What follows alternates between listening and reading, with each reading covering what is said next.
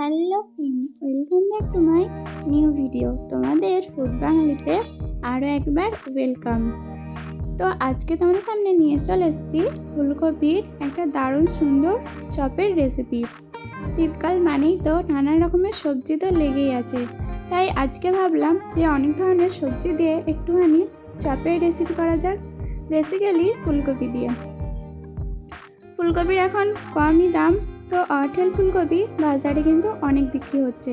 তাই আমি এখানে কিছু সবজি নিয়ে নিয়েছি, যেটা দেখতেই পাচ্ছ কী কী সবজি নিয়েছি। ফুলকপি, টমেটো, গাজর, বিট, কাঁচা লঙ্কা আর একটু আদাটা গ্রেট করে নিয়েছি। এবার কিন্তু আমি সেদ্ধ করেও গ্রেট করে নিয়েছি। এখানে আলু আর ফুলকপিটা সেদ্ধ করে গ্রেট করে নিয়েছি। ছোটো ছোটো পিস করে বিট, গাজর আর মটরশুঁটিটা সিদ্ধ করে নিয়েছি। এরপর দেখো কড়া চাপিয়ে দিয়েছি আর তেলটা বেশ কিছুটা পরিমাণে বেশি দিয়েছি।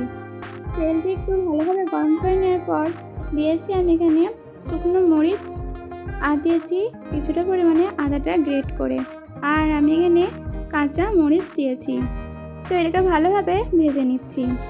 আর দেবো ছোটো ছোটো পিস করে রাখা টমেটো। আমি এখানে একটা ছোট সাইজের গোটা টমেটো দিয়ে দিয়েছি। অল্প পরিমাণে একটু নুন দিয়েছি। এরপর আরেকটু ভালোভাবে নাড়াচাড়া করে নিচ্ছি। এরপর এখানে প্রথমেই গ্রেট করে রাখা আমি এখানে কিন্তু ফুলকপিটা দিয়ে দিচ্ছি। এখানে আমি সামান্য কিছু মশলা ইউজ করেছি, যেমন হচ্ছে হলুদ গুঁড়ো, ধনে গুঁড়ো আর জিরে গুঁড়ো। আর পরিমাণ মতো মিষ্টি তো আমার সব রান্নাতে লেগেই আছে। মিষ্টির স্বাদটা কিন্তু সব কিছু পুরো স্বাদটাই চেঞ্জ করে দেয়, তাই আমি কিন্তু এখানে চিনিটাও কিন্তু অল্প পরিমাণে দেবো।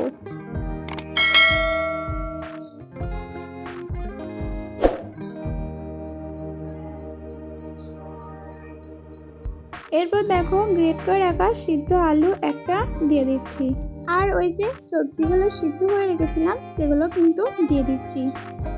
ভালোভাবে আলুটা কিন্তু আমি ভেজে নেব। আমি কিন্তু লো ফ্লেমেই এই রান্নাটা করছি, হাই ফ্লেমে কিন্তু কখনোই করবে না, লো ফ্লেমেই করবে। তো দেখো মোটামুটিভাবে আমার কিন্তু পুরটা রেডি। এরপর স্বাদ মতো নুন দিয়েছি, আর এখানে আমি ভাজা মশলা ইউজ করেছি, যেখানে ছিল ধনে, জিরে, শুকনো মরিচ আর একটু মৌরি। এটা কাঠখোলায় ভেজে গুঁড়িয়ে রেখেছিলাম, সেটা দিয়ে দিয়েছি। আর কিছুটা পরিমাণে ধনেপাতা। শীতকালে তো অঠেল ধনেপাতা সবার বাড়িতে রয়েছে, তাই ধনেপাতাটা একটু দিয়ে দিলাম। এরপর আমি চপটা রেডি করব। এখানে আমি নিয়েছি বেকিং পাউডার 2 চা চামচ নিয়েছি, অল্প পরিমাণে একটু কিন্তু নুন দিয়েছি। এরপর হালকা হালকা জল দিয়ে একটা স্মুথলি একটা ব্যাটার তৈরি করে নেব।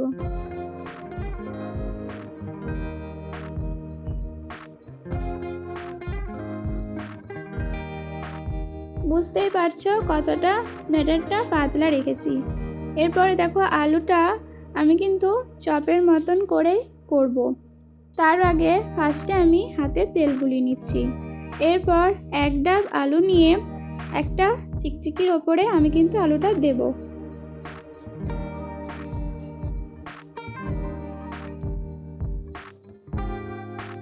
এরপর দেখো আমি কিন্তু ওপর থেকে মুড়িয়ে ভালোভাবে একটা শেপ করে নিচ্ছি।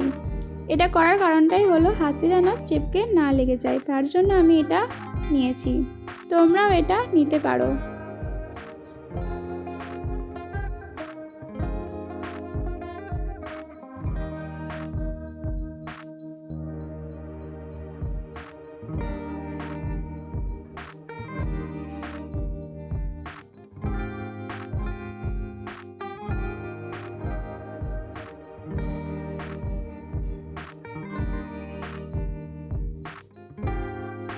সবকটা কিন্তু আমি একইভাবে করে নিয়েছি। এখানে আমি ব্রেড ক্রাম্বস নিয়ে নিয়েছি। এখানে আমি কিন্তু বিস্কুটের গুঁড়ো দিয়ে করছি। প্রথমে কোট করে এরপর এখানে কিন্তু ডুবিয়ে আবার কিন্তু ব্রেড ক্রাম্বসের ওপর দিয়ে দেব।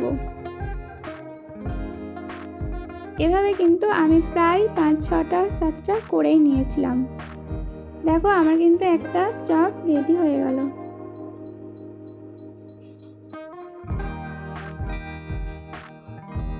এইভাবে কিন্তু আমি সবকটা চপ রেডি করে নিচ্ছি।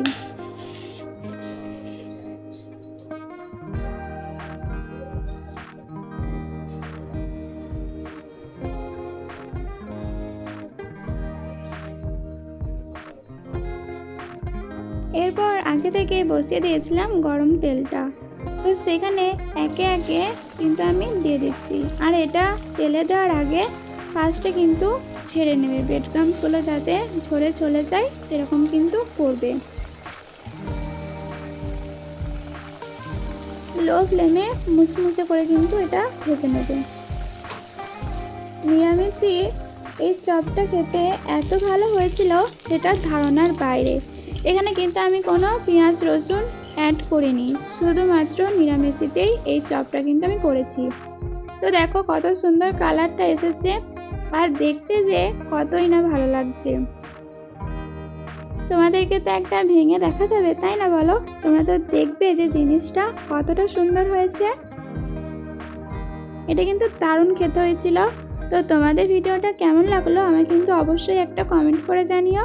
ভালো লাগলে like, comment, share and subscribe করে দেবে। সাবস্ক্রাইবের পাশে বেল আইকনটি কিন্তু প্রেস করবে, যাতে সব ভিডিও নোটিফিকেশন ফার্স্ট তোমার কাছে গিয়ে পৌঁছায়। কেমন লাগলো বলো বন্ধুরা, আর কোথা থেকে আমার ভিডিও দেখছো সেটা কিন্তু কমেন্ট বক্সে জানিও। আজকেকার মতন টাটা বন্ধুরা, সবাই অনেক ভালো থেকো।